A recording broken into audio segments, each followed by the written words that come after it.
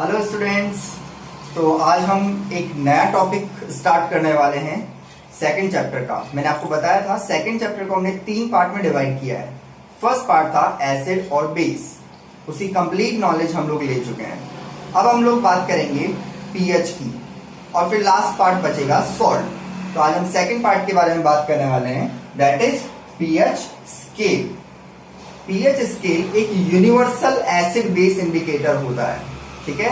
तो रिपीट कर रहा हूं, पीएच स्केल क्या होता है? एक यूनिवर्सल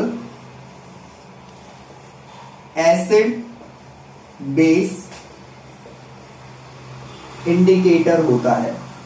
तो फिर आप लोगों के मन में क्वेश्चन आएगा कि एसिड बेस इंडिकेटर तो हम पढ़ चुके हैं, जिसमें हमने लिटमस पढ़ा था, हमने फेनोल्फथालीन पढ़ा था, मिथाइल ऑरेंज पढ़ा था, टर्मरिक के बारे में बात की थी। तो नेचुरल और आर्टिफिशियल जब हमने पढ़े थे, सिंथेटिक इंडिकेटर पढ़े थे, तो उस केस में हमने पीएच वहां क्यों नहीं पढ़ा?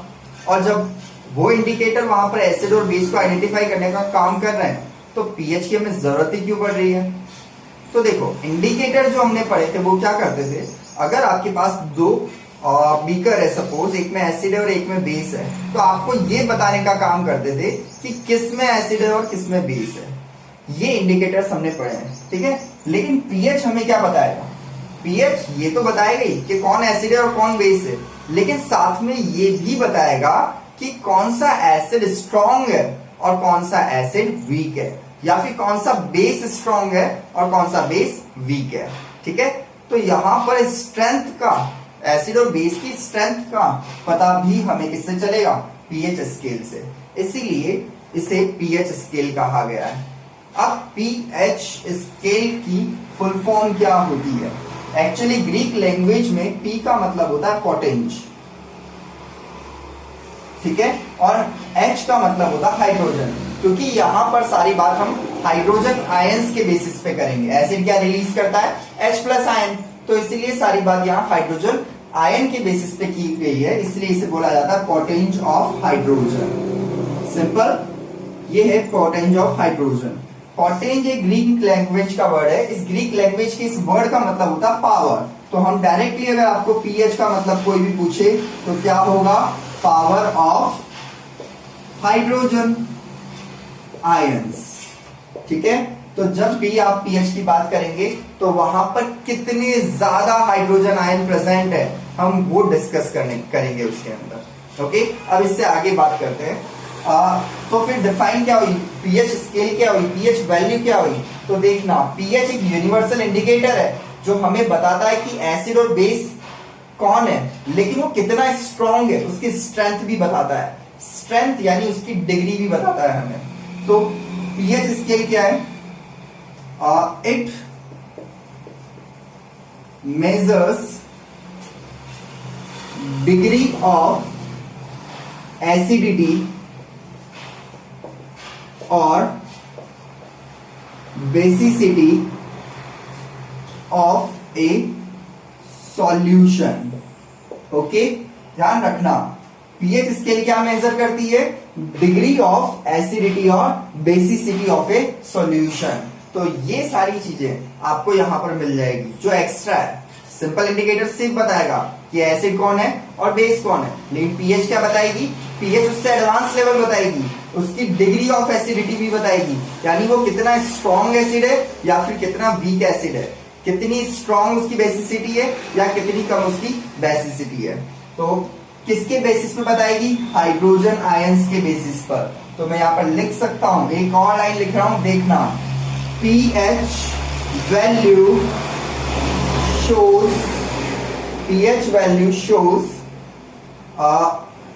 Degree of hydrogen ions, degree of hydrogen ions present in the solution, present in the solution, ठीक है। तो ध्यान देना, पीएच वैल्यू हमें क्या बताएगी? Degree of hydrogen ions present in the solution या strength of hydrogen ion present in the solution. तो ये H+ आयंस जो है, इसके बेसिस पे हम पता लगा पाएंगे कि पीएच स्केल में क्या वैल्यू आ रही है। अब प्रॉब्लम ये है कि पीएच की रेंज कहां से कहां तक होती है। तो ध्यान देना, पीएच स्केल जो होती है, pH scale ranges from pH scale ranges from 0 to 14। कहां से कहां तक इसकी रेंज है? 0 से 14 तक की रेंज जो होती है ये पीएच स्केल की होती है। बहुत सिंपल वे में मैं आपको समझाऊंगा, पूरा यही लर्न हो जाएगा। इस टॉपिक की इंपॉर्टेंस ही समझना। आज का टॉपिक है जो एटलीस्ट 1 मार्क कवर करता है बोर्ड एग्जाम में। 1 मार्क का क्वेश्चन तो आने ही आना आपका फिक्स है। तो पीएच स्केल की जो रेंज है वो कहां से कहां तक होती है? 0 से 14 तक की होती है। इसको कैसे डिवाइड किया जाता है ये भी हम लोग यहाँ पर डिस्कस कर लेते हैं। तो बहुत सिंपल है, आपको समझ आ गया होगा। जो अब तक हमने बात की, क्या बात की? पीएच स्केल में पीएच का मतलब क्या हुआ? That is power of hydrogen ion. ठीक है, पीएच स्केल क्या बताती है हमें? पीएच स्केल बताती है डिग्री ऑफ एसिडिटी और बेसिसिटी, या फिर हमें बताती है strength of H+ ion in the solution. अब इससे आगे हम देखते हैं।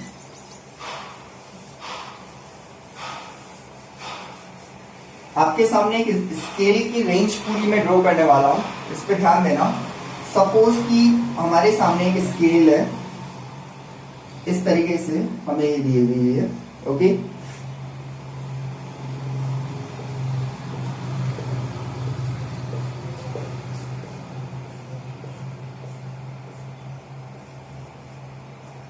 सपोज ये मेरे पास एक स्केल है, तो इसमें नंबरिंग होगी। कैसे? 0 1 2 3 4 5 6 7 8 9 10 11 12 13 एंड लास्ट वन इज 14।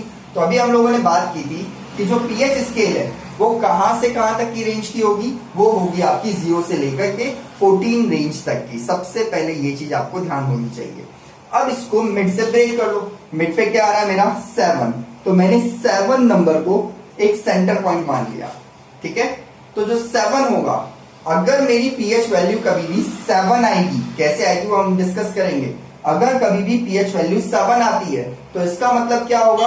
वो ना एसिड होगा ना ही बेस। तो वो क्या होगा? ये पॉइंट होगा न्यूट्रल। करेक्ट, जो ना एसिड है ना बेस है, उसका नेचर हमेशा क्या होगा? न्यूट्रल। तो बिना कुछ सोचे समझे अगर किसी की भी पीएच आपको 7 देखने को मिलती है तो इसका मतलब वहां पर उस सॉल्यूशन का नेचर क्या है? न्यूट्रल है। अब अगर 7 से बिलो वैल्यू कोई भी आपको देखने को मिलती है, ध्यान देना, 7 से बिलो वैल्यू की तरफ अगर हम बढ़ते हैं तो इसका मतलब हम एसिडिक स्ट्रेंथ चेक कर रहे हैं। ठीक है, तो 0 से 7 तक की रेंज ये आपको क्या बताएगी? 0 से 7 तक की रेंज हमेशा एसिडिटी बताएगी। और इधर से इधर मैं मूव करूंगा तो एसिडिटी इंक्रीज होगी। तो मैं एरो पे मार्क कर रहा हूं, ये आपको क्या बता रहा है? Increase in acidity. ठीक है, इसका मतलब कि अगर मैं यहां पर कंपेयर करूं कि मेरे पास 2 सॉल्यूशन है, एक की वैल्यू है 6, एक की वैल्यू है 5, तो दोनों एसिड तो है, क्योंकि 7 से लेस होते ही क्या है? एसिड तो दिखा रहा है, एसिडिटी तो है, लेकिन दोनों में से कौन सा स्ट्रॉन्ग एसिड है?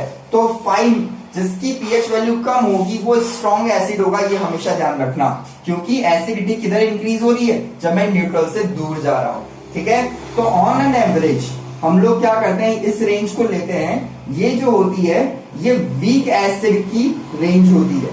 ठीक है, आपके सारे वीक एसिड इसी रेंज में लाई करते हैं पीएच की। और ये वाली जो रेंज है ये होती है स्ट्रॉन्ग एसिड की रेंज।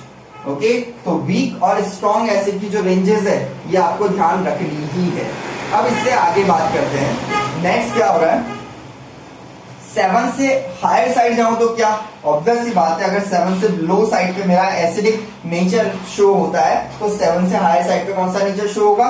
बेसिक। तो ये भी उधर जाने पर इंक्रीज होगी। ठीक है, तो यहां पर जो नेचर होगा ये होगा इंक्रीज इन बेसिसिटी। ओके, ये क्या होगा? Increase in basicity. तो यहां भी अगर मेरे पास 2 वैल्यूज है, एक 9 और 10, 2 वैल्यूज को कंपेयर कर रहा हूं, तो मोर बेसिक कौन होगा? ये होगा वीक बेसिक और ये होगा स्ट्रॉन्ग बेसिक। ये चीज आपको ध्यान रखनी है। तो यहां पर अगर हम रेंज अगर डिवाइड करें तो अप्रॉक्स ये जो रेंज होती है ये वीक बेस के लिए होगी, और इससे हाई वैल्यू की तरफ मैं जाऊंगा तो वो किसके लिए होगी? स्ट्रॉन्ग बेस के लिए। ठीक है, तो आपको बहुत सिंपली समझ आ गया होगा कि strong acid, weak base, strong acid और बीच में न्यूट्रल, इस तरह से ये रेंजेस रहती है। अब ये वर्क कैसे करती है इसको समझना आप लोग। इसको वर्क करने के लिए क्या करना होता है, बहुत सिंपली आपके पास एक पेपर आता है, ठीक है, ये जो पेपर होता है उसके साथ एक स्केल भी आती है। हम इस पेपर को लेते हैं, उस सॉल्यूशन में डिप करते हैं। जब हम सॉल्यूशन में पेपर को डिप कर रहे होते हैं तब क्या होता है, तब उस सॉल्यूशन अगर एसिडिक, बेसिक या जो भी उसका कैरेक्टर होता है उसके अकॉर्डिंग उसका कलर चेंज हो जाता है। तो पेपर का जो कलर है वो चेंज हो जाता है। उस पेपर के कलर को हम क्या करते हैं, इस स्केल पे अलग अलग जगह रख के देखते हैं। हर ब्लॉक का अपना अलग इंडिविजुअल कलर होगा।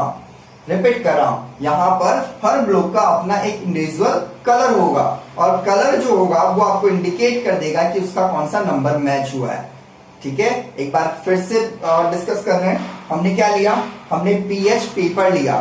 ठीक है, पीएच पेपर को किस में डिप किया, सॉल्यूशन में, जिससे पेपर का कलर क्या हुआ, चेंज हुआ। सपोज डार्क रेड आया तो मैं यहाँ पर मैच करके देखूंगा कि कौन से ब्लॉक में डार्क रेड मैच हो रहा है। और सपोज कि यहां पर आकर के डार्क रेड कलर मैच हुआ, इसका मतलब कि मेरा उस सॉल्यूशन का पीएच नंबर कितना हुआ, 1, और वो क्या हुआ, स्ट्रॉन्ग एसिड। इस तरह से हम आइडेंटिफाई कर सकते हैं। ठीक है, सिमिलरली अगर मैंने डिप किया और निकाला और उसका ब्लू कलर आया, डार्क ब्लू कलर, और वो नंबर मुझे लगभग यहां मैच किया, तो उसका मतलब उस सॉल्यूशन का जो पीएच वैल्यू है वो 10 होगा और वो किस में काउंट होगा, वीक बेस में काउंट होगा। ठीक है, तो हमारे सामने एक स्केल है लेकिन साथ में पीएच पेपर भी होता है जो आइडेंटिफिकेशन का काम करता है। अब क्वेश्चन ये बनता है कि पीएच का मतलब पावर ऑफ हाइड्रोजन की बात कर रहे हैं, तो क्या यहाँ से हम हाइड्रोजन के बेस पे ही बात करते हैं, क्योंकि हाइड्रोजन आयंस तो एसिड प्रोड्यूस करते हैं, बेस तो करते नहीं है। तो इस केस में बेस को यहाँ पर क्यों काम में लिया जा रहा है, तो देखना इसका एक सिंपल ग्राफिकल रिप्रेजेंटेशन में आपको शो करता हूं कि ये एक्चुअली स्केल किस तरीके के सॉल्यूशंस को रिप्रेजेंट करती है।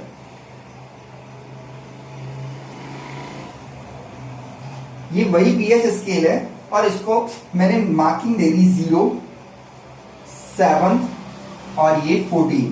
ठीक है, पीएच स्केल की ही हम लोग बात कर रहे हैं। यहां पर होता क्या है, यहां पर अगर मैं इसको डिवाइड करूं स्केल को, तो मैं इस तरीके से 2 पार्ट में इसको डिवाइड कर रहा हूं।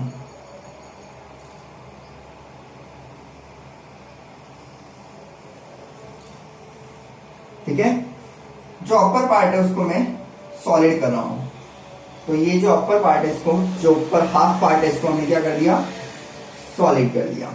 ठीक है, 7 पे देखो, अगर सॉलिड पार्ट जो है, ये जो सॉलिड पार्ट है ये किसको रिप्रेजेंट कर रहा है, ये कर रहा है अवेलेबिलिटी ऑफ H+ आयंस।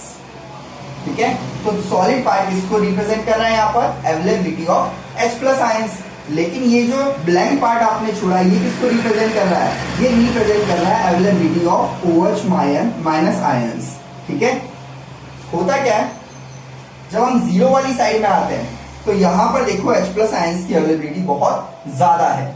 ठीक है, धीरे धीरे आप इधर मूव करते जा रहे हैं, यानी 0 से 7 की तरफ मूव कर रहे हैं, तो H+ आयंस कम होते जा रहे हैं और उसमें थोड़ी थोड़ी क्वांटिटी में OH- आयंस बढ़ते जा रहे हैं। 7 पे आते आते क्या होगा कि जितने H+ आयन सॉल्यूशन में होंगे उतने ही सॉल्यूशन में क्या होंगे, OH- आयंस होंगे।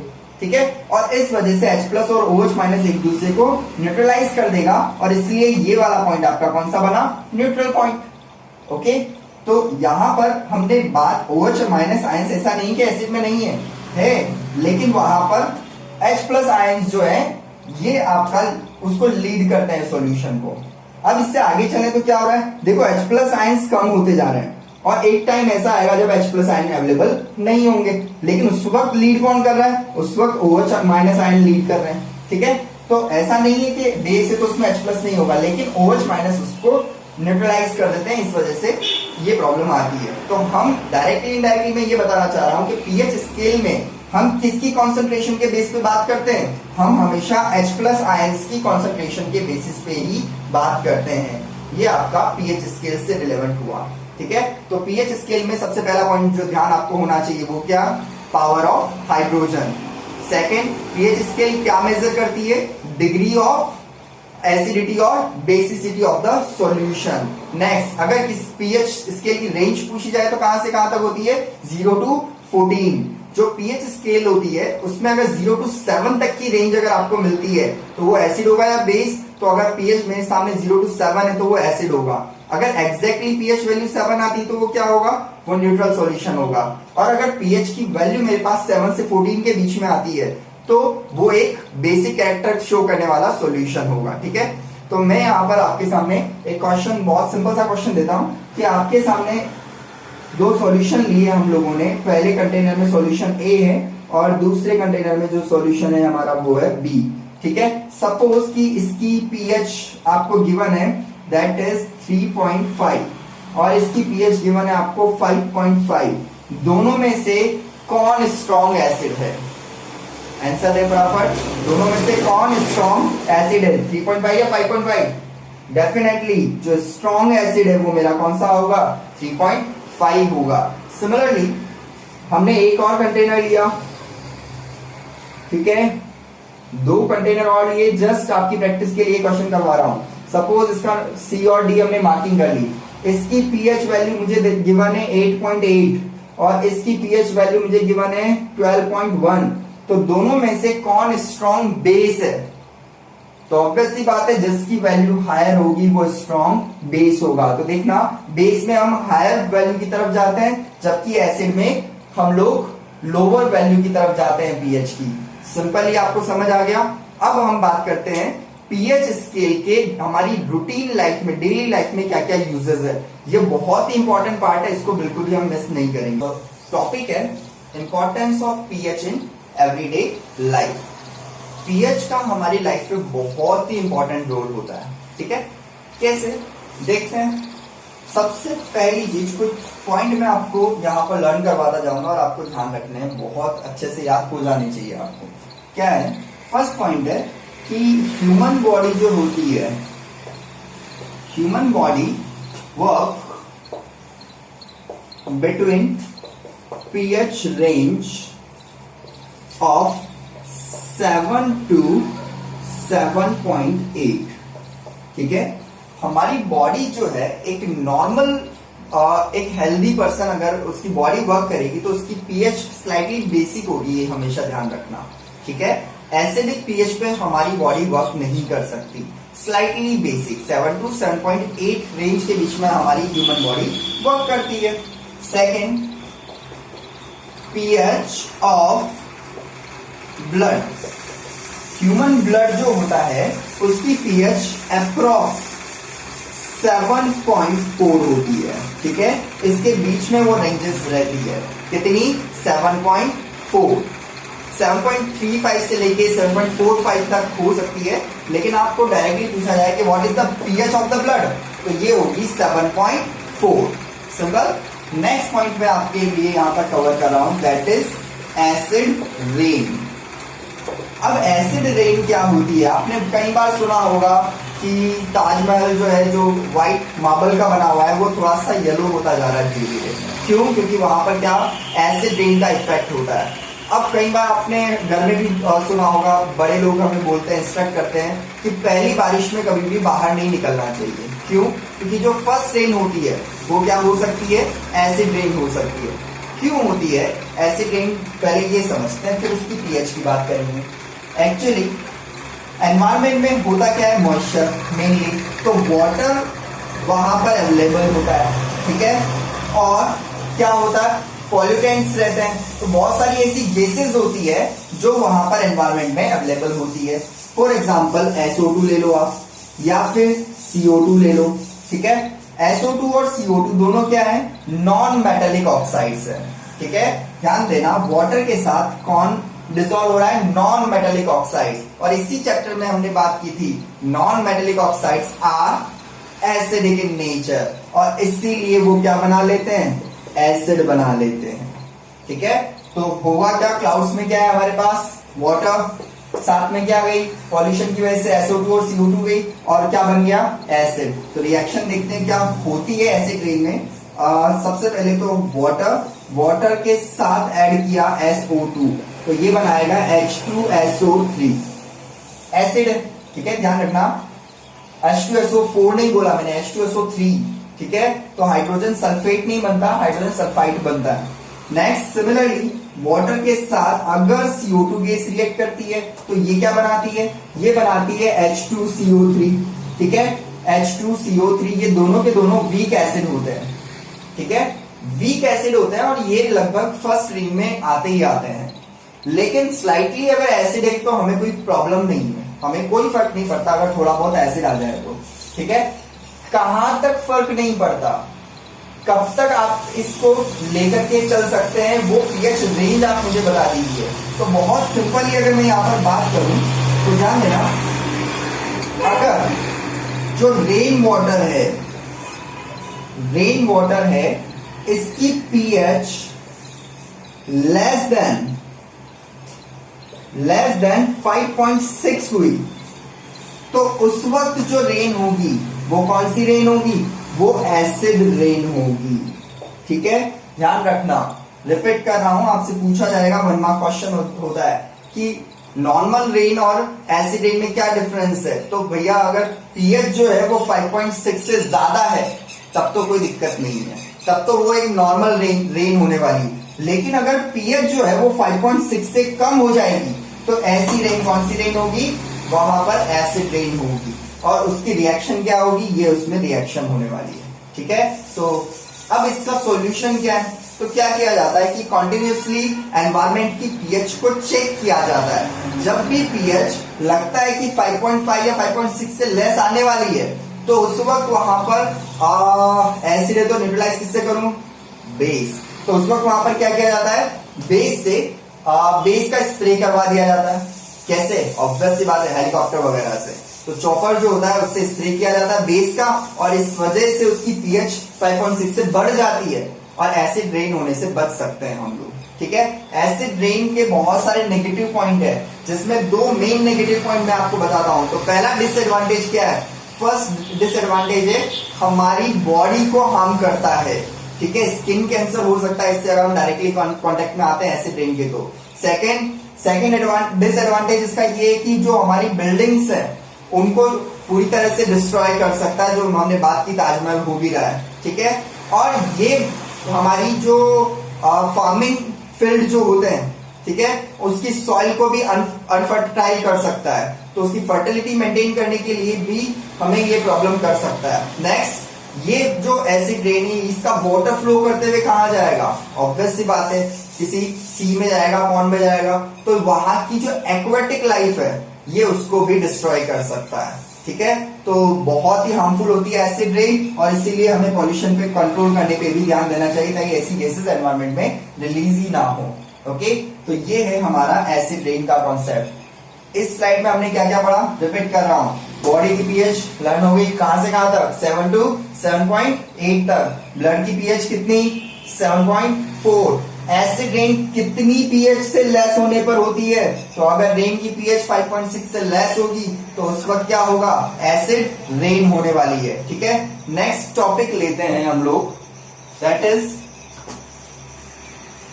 वेरी इंपॉर्टेंट, जिसमें हम सॉइल की बात करने वाले हैं, ठीक है। तो सॉइल के बारे में क्या बात करेंगे, ध्यान देना।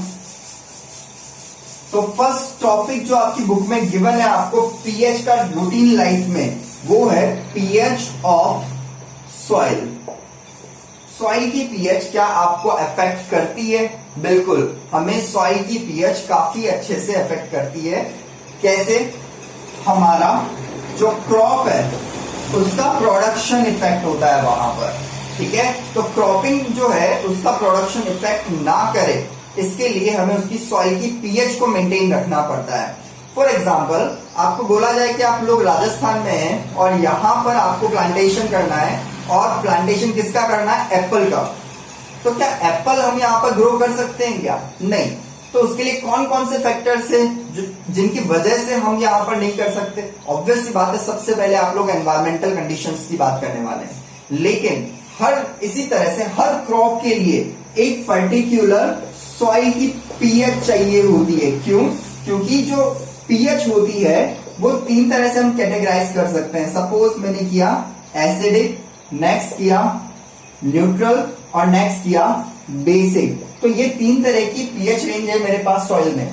कुछ न्यूट्रिएंट्स होते हैं वो एसिडिक पीएच में वाली सॉइल में मिलते हैं, कुछ न्यूट्रिएंट्स न्यूट्रल में मिलते हैं और कुछ न्यूट्रिएंट्स हमें किस में मिलते हैं, बेसिक में मिलते हैं। तो आप जो प्लांट वहां पर ग्रो करना चाहते हैं उस प्लांट की रिक्वायरमेंट क्या है, अगर उसकी बेसिक रिक्वायरमेंट है, न्यूट्रिएंट उसको जो चाहिए वो बेसिक सॉइल में मिल रहे हैं, तो आप वहां पर उसकी पीएच बेसिक करेंगे। कैसे करेंगे, माइल्ड बेस लेकर के उसका स्प्रे करेंगे आप उस सॉइल में, और इस वजह से उसकी सॉइल क्या हो जाएगी, उसकी पीएच बेसिक हो जाएगी। अब हमें पता कैसे चलेगा कि एसिडिक है, न्यूट्रल है या बेसिक है, सबसे पहला क्वेश्चन यही। तो देखो और यहाँ पर साइंटिफिक लैब बनाई जाती, बहुत सिंपल सी, हम घर पे भी टेस्ट कर सकते हैं, पीएच कोई बड़ी बात नहीं है। क्या किया जाता है, सॉइल का सैंपल लिया जाता है, तो एक टेस्ट ट्यूब ली गई, टेस्ट ट्यूब में क्या ऐड किया गया, सॉइल को ऐड किया गया और इसमें वाटर मिला दिया जाता है और इसको शेक किया जाता है, जिससे सॉइल का एक सॉल्यूशन बन जाता है। इस सॉल्यूशन में आप क्या ऐड कर सकते हैं, इस सॉल्यूशन में आप डिप कर सकते हैं पीएच पेपर। अभी हमने बात की थी, पीएच पेपर को जैसे ही डिप करेंगे वो आपको बता देगा कि आपकी सॉइल जो है उसका पीएच की वैल्यू कितनी है, तो आपको पता चल जाएगा। लेस देन 7 है तो ऑब्वियस सी बात है क्या, एसिडिक, 7 है तो न्यूट्रल, मोर देन 7 है तो बेसिक। अब आप कौन सी क्रॉप वहां पर प्रोड्यूस करना चाहते हैं उसके बेसिस पे आप बता सकते हैं, आपको साइंटिस्ट बता देंगे कि आपको कौन सी सॉइल होनी चाहिए। और अगर वो सॉइल उस वक्त वैसी नहीं है, सपोज मेरी सॉइल बेसिक है, मुझे एसिडिक चाहिए, तो वो आपको माइल्ड एसिड बताएंगे, जिससे आप ट्रीट करेंगे तो आपकी सॉइल क्या हो जाएगी, एसिडिक हो जाएगी और उस प्लांट को वो न्यूट्रिएंट मिल जाएंगे। तो बिल्कुल पीएच जो है वो सॉइल के लिए काफी इंपॉर्टेंट है। जनरली हमारी जो क्रॉपिंग होती है उसके लिए पीएच रेंज बता रहा हूं मैं आपको, वो होती है 6 to 7, ठीक है। तो जनरल जो होती है वो एसिडिक होती है, ध्यान रखना। जनरल क्रॉपिंग जब भी हम कहीं पर देखते हैं, बात करते हैं, तो न्यूट्रिएंट जो है वो बहुत ज्यादा किसमें मिलते हैं, स्लाइटली एसिडिक पीएच में मिलते हैं। तो सॉइल के लिए यहाँ पर स्लाइटली एसिडिक पीएच होगी, ये ध्यान रखना। अब आते हैं हम सेकंड पॉइंट। तो सेकंड पॉइंट क्या है, सेकंड पॉइंट है पीएच इन डाइजेस्टिव सिस्टम। सबसे पहले तो बता देता हूं, मार्क कर देता हूं, ये पॉइंट काफी इंपॉर्टेंट और कई बार बोर्ड एग्जाम में पूछा गया है। शॉर्ट नोट पूछा जाता है कि पीएच इन डाइजेस्टिव सिस्टम, पीएच का क्या रोल है डाइजेस्टिव सिस्टम में। डाइजेस्टिव सिस्टम में बहुत ही इंपॉर्टेंट रोल है। अगर हम बात करें कि हमारा जो डाइजेशन होता है वो एसिडिक मीडियम के बिना नहीं हो सकता, ठीक है, ध्यान रखिएगा, हमारा जो डाइजेशन है वो एसिडिक मीडियम के बिना नहीं हो सकता। तो इस केस में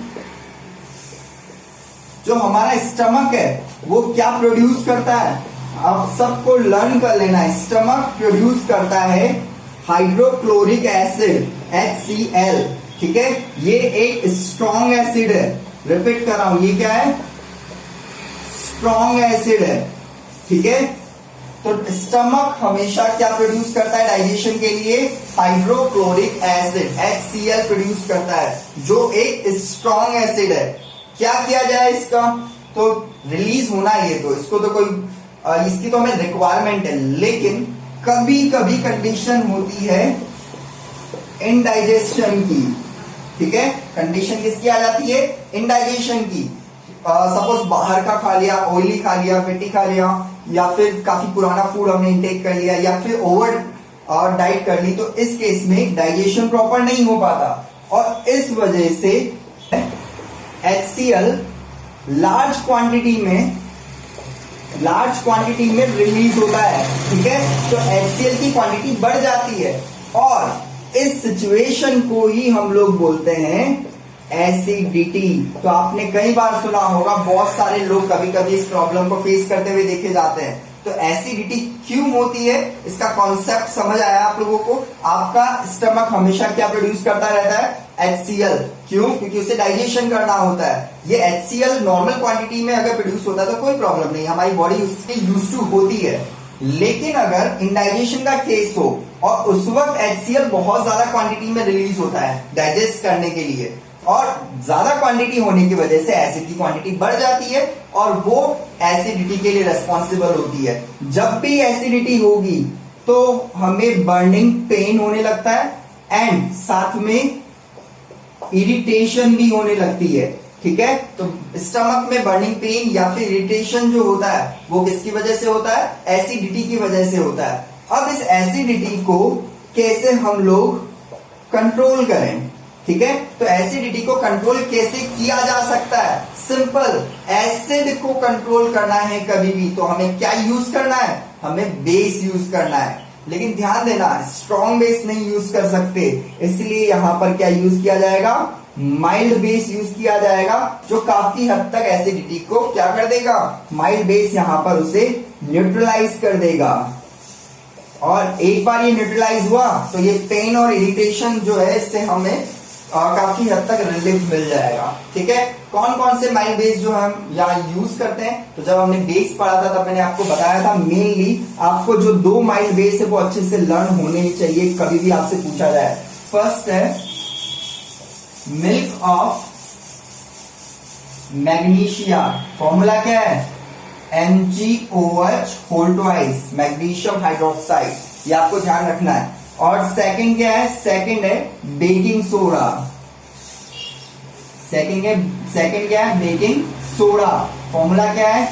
NaHCO3। तो कई बार हमें घर से अगर एसिडिटी होती तो घर में ही हमें खाने का सोडा यानी बेकिंग सोडा ला करके दे दिया जाता है और उससे एसिडिटी में रिलीफ मिलता है। तो घर वालों को नहीं पता टेक्निकली क्या हो रहा है, लेकिन अब हम उन्हें समझा सकते हैं कि एक्चुअली एसिडिटी में हम बेस काम में लेते हैं और जो बेकिंग सोडा होता है वो क्या होता है? बेसिक नेचर का होता है, इसलिए हमें जल्दी उस पेन और इरिटेशन से रिलीफ दे देता है। ठीक है, तो टॉपिक आपका क्या कवर हुआ? सेकंड टॉपिक है पीएच इन डाइजेस्टिव सिस्टम। तो स्टमक हमेशा कौन सा एसिड प्रोड्यूस करता है? स्टमक हमेशा हाइड्रोक्लोरिक एसिड प्रोड्यूस करता है जो एक स्ट्रॉन्ग एसिड होता है। लेकिन जब इंडाइजेशन का केस होता है तो उस एसिड के रिलीज होने की, प्रोड्यूस होने की कैपेसिटी क्या हो जाती है? ज्यादा हो जाती है। और जब ज्यादा एसिड प्रोड्यूस होगा तो उस सिचुएशन को हम क्या बोलेंगे? एसिडिटी। एसिडिटी किसके लिए रिस्पॉन्सिबल होती है? पेन एंड इरिटेशन के लिए रिस्पॉन्सिबल होती है। एसिडिटी को कम कंट्रोल किससे कर सकते हैं हम? कंट्रोल करने के लिए सिंपली हम क्या काम में लेते हैं? Mild base. कौन कौन से माइल्ड बेस हम काम में ले सकते हैं? माइल्ड बेस न्यूट्रलाइज करेगा और इसके लिए हम मिल्क ऑफ मैग्नीशिया या फिर बेकिंग सोडा काम में ले सकते हैं। तो बहुत सिंपली आपको ये समझ आ गया होगा।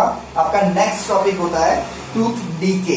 तो ये थर्ड टॉपिक जो है ये भी उतना ही इंपॉर्टेंट है, वेरी इंपॉर्टेंट है, ध्यान रखना।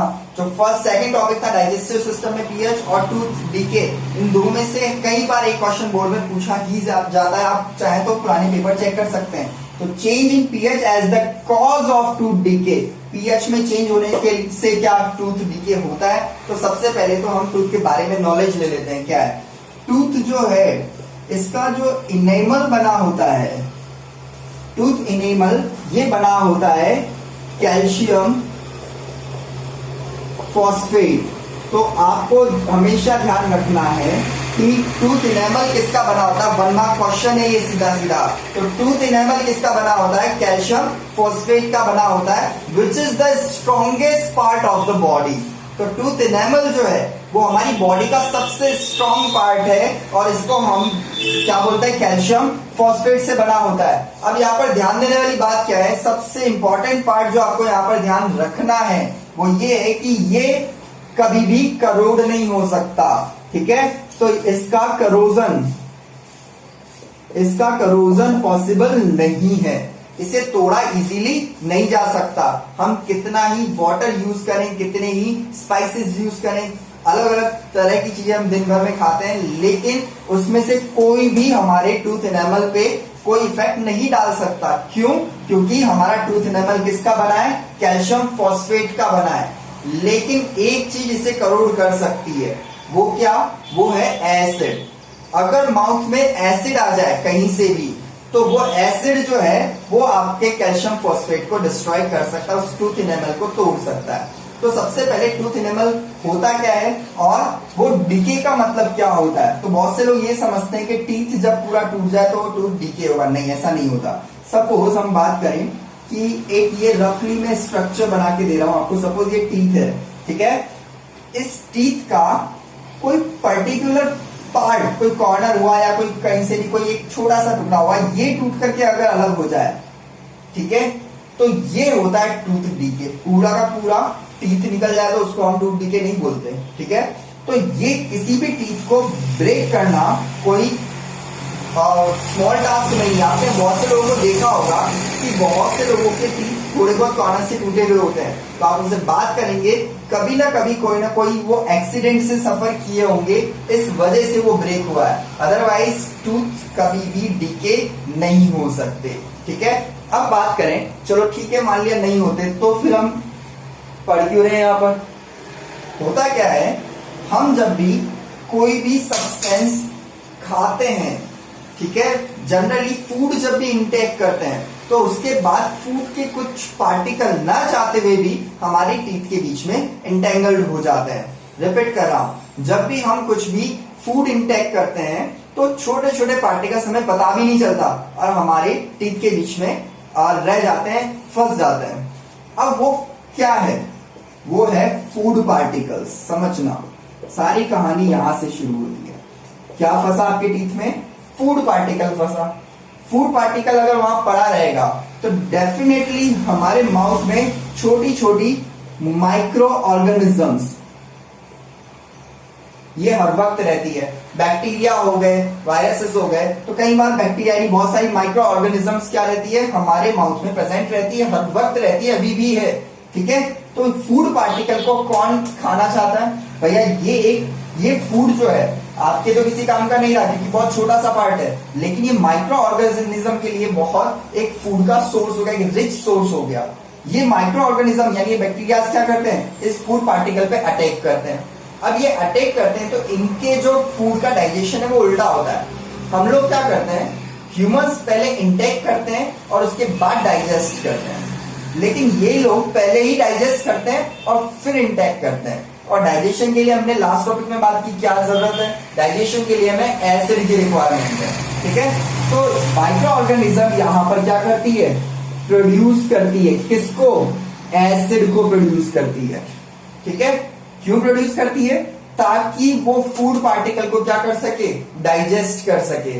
तो जब भी माइक्रो ऑर्गेनिज्म वहां पर फूड डाइजेस्ट करने जाएगी जो हमारे टीथ के बीच में इंटेंगल रह गया है, तो उसको क्या प्रोड्यूस करना पड़ेगा, एसिड। और इस वजह से माउथ की पीएच क्या होती जाएगी, एसिडिक होती जाएगी। और अगर माउथ की पीएच एसिडिक होती चली गई तो फिर क्या होगा, एक टाइम ऐसा आएगा जब पीएच जो है वो लेस देन 5.5 हो जाएगी। आपको नंबर याद रखना, अच्छे से लर्न कर लेना, ये नंबर 1 मार्क में पूछा जाता है। ठीक है, तो टूथ डीके कब होना शुरू होगा, जब पीएच क्या हो जाएगी, लेस देन 5.5। तब 5.5 से ज्यादा है तो ठीक है, कोई दिक्कत नहीं है, लेकिन 5.5 से लेस होते ही यहां पर करोजन स्टार्ट हो जाएगा, किसका, टूथ इनेमल का, और फिर धीरे धीरे करके टूथ डीके वहां पर देखने को मिलेगा। ये सारी कंडीशंस जो हैं ये किसके लिए रेस्पॉन्सिबल है, टूथ डीके के लिए। क्या करें इसके लिए, कुछ नहीं, टूथ पेस्ट यूज करो। ठीक है, तो टूथ पेस्ट कौन सा यूज करें, जिसमें नमक हो? नहीं, वो टूथपेस्ट यूज करो जिसमें क्या हो, बेस। क्यों?